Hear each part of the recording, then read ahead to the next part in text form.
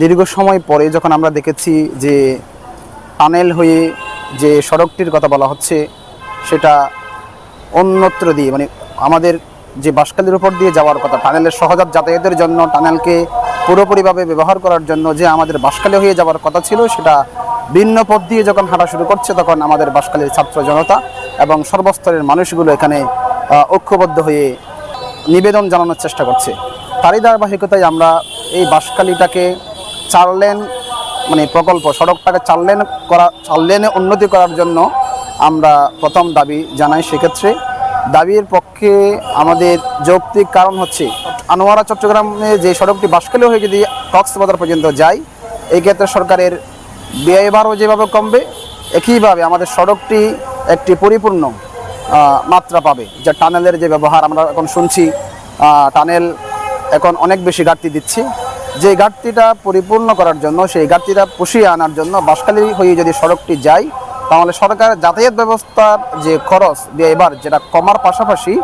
এই টানেলের পরিপূর্ণ ব্যবহার এবং টানেল থেকে সরকার বিশাল একটা রাজস্ব পাবে, বিশাল একটা লভ্যাংশ পাবে বলে আমরা ধারণা করি। তারই ধারাবাহিকতায় আমাদের যৌক্তিক দাবি, বাঁশখালীকে 4 লেনে উন্নীত করার যে প্রচেষ্টা, এই সরকার যদি খুব দ্রুতভাবে সেটা বাস্তবায়ন করে, বাংলাদেশের একটা সড়ক পথে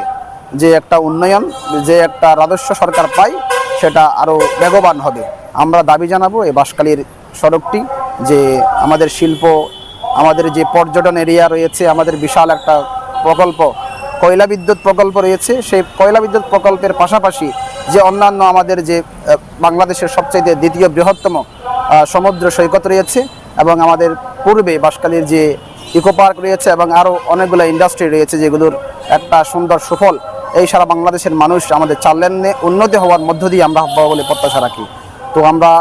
এই সরকারের যে সড়ক জনপদ যারা দেখেন, আমরা তাদের কাছে বিনীতভাবে আহ্বান জানাই, তারা যেন আমাদের এই বাঁশখালীর 4 লেন উন্নীত করে আমাদেরকে এই সুফল ভোগ করার সুযোগ দিবেন, এবং পাশাপাশি দেশবাসীর যে টাকা, যে রাজস্বগুলো খরচ হবে, সেগুলো যেন কমিয়ে আনে, সেই দিক বিবেচনা করে বাঁশখালী হয়ে সড়কটি যেন কক্সবাজার পর্যন্ত যায়, আমরা সেই দাবি রাখছি।